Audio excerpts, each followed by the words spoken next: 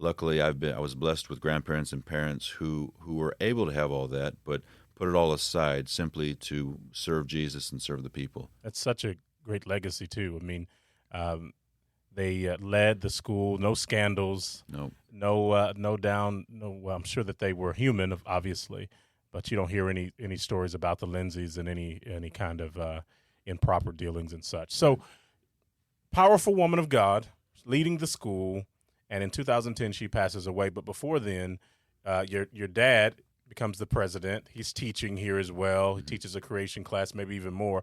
But you're watching your dad and your parents also facilitate and do the work of the school, and there you are. So then my question is, how was growing up at a Bible school? You hear all the time about PKs and how wild pastors' kids are. I haven't heard much about how Bible directors and grandkids and kids of people who run institutions are. So what was it like growing up at a place who's that held such a great legacy all over the world? Mm-hmm.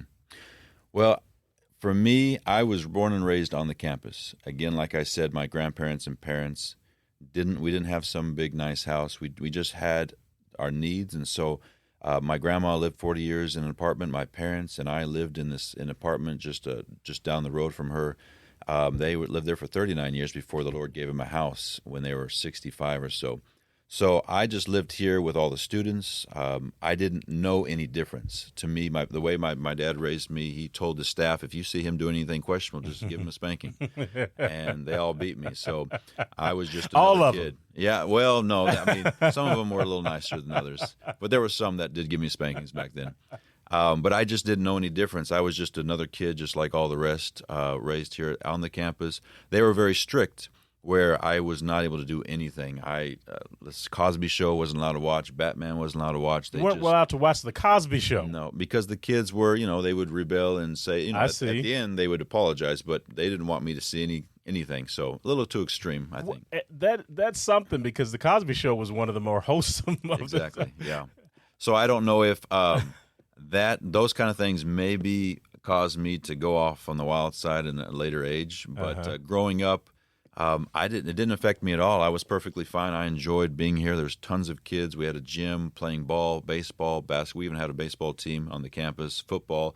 My big thing was sports. So I thought it was a blessing to be able to be here, not in a house somewhere else off campus where I was stuck, on TV or electronics. But they said you can play 1 hour of TV or video games, and then you get out of the house and you go outside and play. Yeah. And so that's all I had. So I didn't know any difference. I didn't feel like I was some big person, or my parents were, because they didn't live that way. So I didn't know what that was like. Now, I do want to pause this. I probably should have done this in the beginning of this show, but if you're unfamiliar with Christ for the Nation, I know that you have some familiarity with it. Maybe you say, what school are you talking about? Well, and we'll go. People from all over the world have come here. Ministers, worship leaders that you have heard of have come out of this school or taught at this school. You talked about your grandfather bringing some of the biggest speakers in the world in at one time. Derek Prince, who was a revolutionary preacher, author, especially about deliverance. He came here. I mean, there was big name speakers that have come here. Let's what are some people that are graduates of Christ for the Nations that are went through Christ for the Nations that we know of? Of course, Carrie Job, the guy that wrote "As the Deer Panteth." Came through here. Yeah. We just put a book out. Actually, it's been 70 plus years, 70 years of Christ for the Nations, the ministry, and 50 years of the Institute. And so we have all those names. I can't think off the top of my head individuals, but. Rick Pino, yeah. Klaus Kuhn, yeah. But there's the guy that's in charge of now Foursquare. He's the president of Foursquare. He came through here. We have some governors that are governors and mayors right now. One person on the not Supreme Court, in the Senate. So there's a lot. I just don't know names, but there's a lot of influence all over the world. Right. The music particularly has gone all over the world. So there's a big draw all over the world that has come from Christ for the Nation. So you're growing up at the school, and you have the most famous preachers in the world coming through here, in and out. Reinhard Bonnke. People are coming in and out. You're a young guy. You're meeting these people, and you're growing up kind of where this is normal. Mm-hmm. So you just mentioned a little bit ago about there was a little bit of rebellious streak in your life. Yeah. Tell us about that a little bit, and not just the rebellious streak, but obviously if you come back. So Yeah. how did the Lord woo you back Okay. to Himself, even in that period? Well, with my parents being so strict, not allowing me to do anything, I mean, there was no effect of Christ for the Nations. That they were the president, they were in charge of it.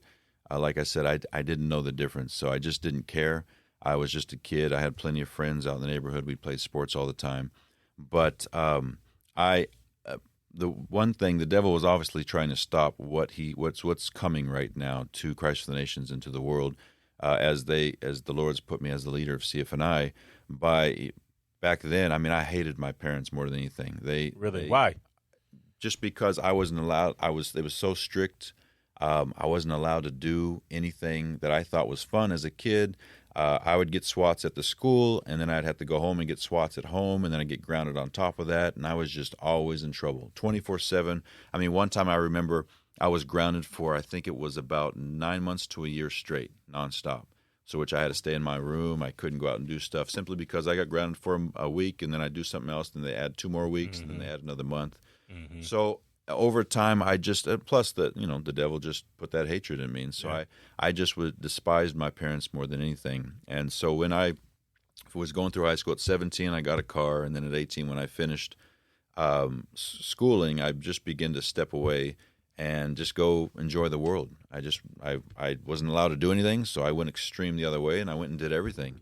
And I knew what was right because I had seen my parents' life, and they had peace and they had joy, and I saw, when the Lord says you have a blessed life, it's not just material. I don't believe it is material things personally. I think it's you have peace in your life. You have joy. You see people that are stressed out and overwhelmed and losing their marriages. And my parents didn't have that. They had a life full of love and joy and happiness.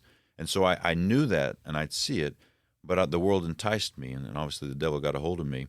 And I was just out partying and doing my thing for, till 25 years old. I still did beyond that, but the Lord changed my heart at 25, is where I finished Oral Roberts University, and I came back to Christ for the Nations. My dad put me in the business office just to assist someone. And that winter, I don't know, there was nothing specific. I just know the Lord put me on fire where I just fell in love with Him. I still, what I learned is the Lord put me on fire as He does us, and He holds on to our hand, and He walks with us, and all we can think about is Him. We have that first love, and then He releases us and says, "Okay, it's time for you to show when you get over that puppy love, that butterfly stage. Show that you love me. Show that you're going to be faithful." Well, I was continuing. I still lived the other life, even though my heart had changed. So I wanted to stop, but I couldn't stop a lot of stuff, as all of us have issues with. Yeah, and so it's taken it was 10 years after that, of the Lord just weeding out the trash from the time before us, so little by little He's been cleaning that out after He changed my heart at 25 years old and to where I am now. When did you get saved? Were you saved young age? There's many times I said the prayer, but I would say I was not. I would say if I died, I wouldn't have gone to heaven until 25, where I know my heart was truly after Him. I think that's an interesting deal. People ask me about my salvation experience too, and it's like I can't remember not going to church and not having Jesus as a part of my life. I just can't remember. My mom did a good job in that, where we were going to church, we were responding to altar calls, saying the prayers all the time. But I do remember the moment where God really got a hold of my heart, and things changed. I can point back to that period of my life.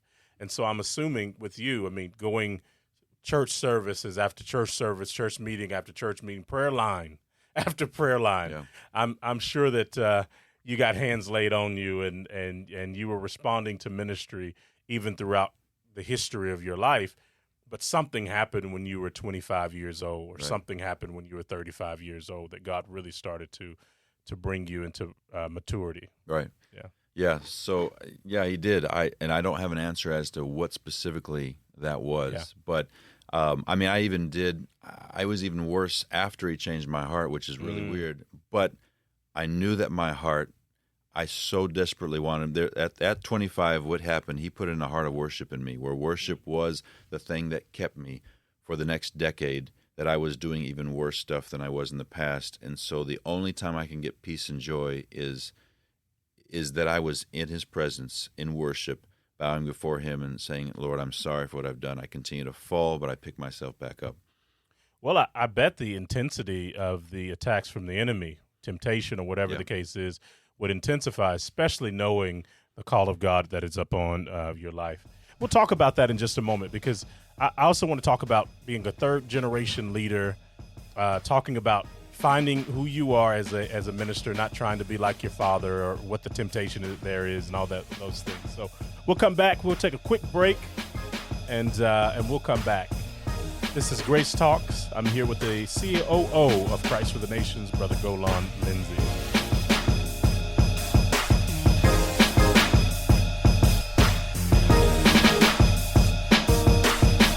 This is Isaiah 61 Foundation. We host a monthly podcast called Healing the Brokenhearted Child that focuses on healing children who have experienced trauma. We are here to encourage and support those who are parenting children from hard places. You can find our podcast anywhere that you go for podcasts. Also, it's on our website, which is Isaiah61foundation.com, or on our Facebook page, which is Isaiah 61 Foundation. Make sure you like, share, and review. Once again, this is Isaiah 61, Healing the Brokenhearted Child.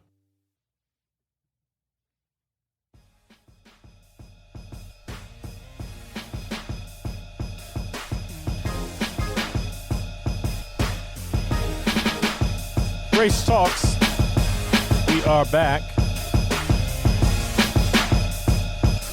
Christ for the Nations Institute, Dallas, Texas. COO for the Golan Lindsay. And we've kind of, I always say this, especially when I have guests, that I wish I record when we break, because some of the greater or the best conversations that I get to have are probably when the mic turns off. But we were just talking about your experience as growing up at the Bible school, and how you came to the Lord, or how the Lord just kind of placed himself or placed a mark on you, not just so that you can be a leader here at the school, but so that you can know him and love him. Man, God's he's so kind in that way. But let's talk about leadership, because I think a lot of people, there's a lot of pressure. Maybe there's somebody that's listening, and your dad's a pastor, or maybe your dad's a banker, and you feel like you have to be a banker, or you have to do whatever position that the family does. Maybe your family has a business or a farm or whatever the case is, and you have to hold that up. I'm just wondering about the pressures of being a third generation leader, and people all over the world are kind of have their eyes on you. And not only people all over the world have their eyes on you, I'm sure that there's people that are hoping for your failure, in a sense, because of let's be honest, those who attempt to live godly in Christ will be persecuted. So what is your experience as a third generation leader, and how are you coming into your own and finding what God wants you to do? Well, it first started where I didn't really have any pressure. I didn't really feel anything at first growing up. Just because of the way that my dad raised me, it didn't affect me in any way at all at the beginning.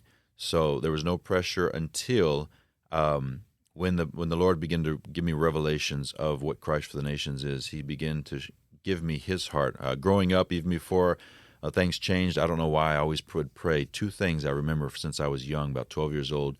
Lord, give me the heart of David, and give me the wisdom of Solomon. And I don't know why. I just know I was always asking for that. And I believe in 2008, when he changed my heart, he gave me a heart of worship and the heart of David. Someone just told me, it was a week ago, he said the same thing the Lord's told me, you have the heart of David. And so I appreciate that, but I believe that he's given me a compassion for people, a heart for people. And so I understand how serious it is that people's lives are at stake out there. And so as he began to give me that revelation of people and what he's about the lost. He's about bringing hope and life to this world. I began to see that my grandparents had been doing that for decades, and so Christ for the Nations name was known all over the world as a place